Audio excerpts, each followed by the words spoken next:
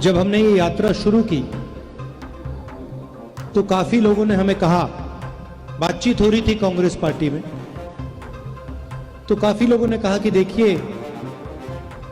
इस यात्रा को गाड़ी में करना चाहिए। दिग्विजय जी हैं यहां पे, उनको याद होगा जब दिग्विजय जी और बाकी लोगों ने कहा कि इस यात्रा को गाड़ी में करना चाहिए, तो मैंने कहा अगर आप यात्रा को गाड़ी में करवाना चाहते हैं तो मैं आपका आदमी नहीं हूं, फिर आपको किसी और से करवानी पड़ेगी। अगर यात्रा पैदल करनी है तो फिर मैं यात्रा करने के लिए तैयार हूं। और इसके पीछे मेरी सोच थी, सोच ये थी कि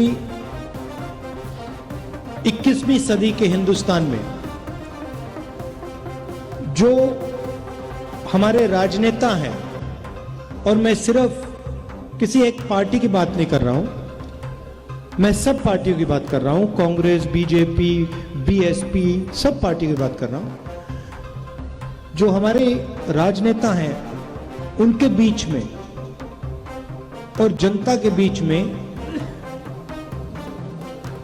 बहुत दूरी हो गई है। राजनेता कभी हवाई जहाज में उड़ते हैं,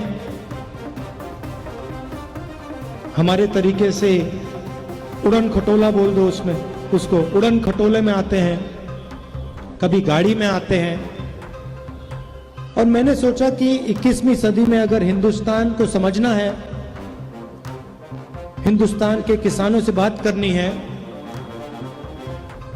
उनकी इज्जत करनी है, युवाओं की इज्जत करनी है, मजदूरों की इज्जत करनी है, तो पैदल चलने की जरूरत है।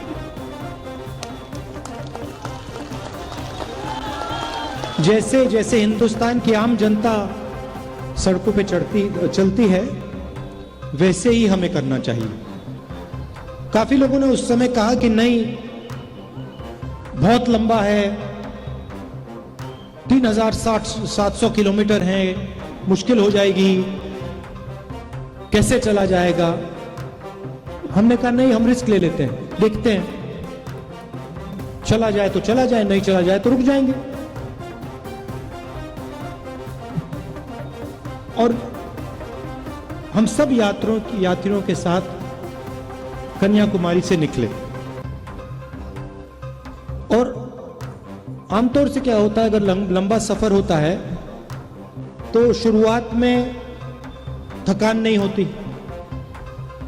और जैसे आगे बढ़ते जाते हैं थकान बढ़ती जाती है। आप लोगों ने सफर किए होंगे, आपको ये मालूम है। मगर इस सफर में बड़ी अजीब बात हुई, जो शुरुआत में थकान थी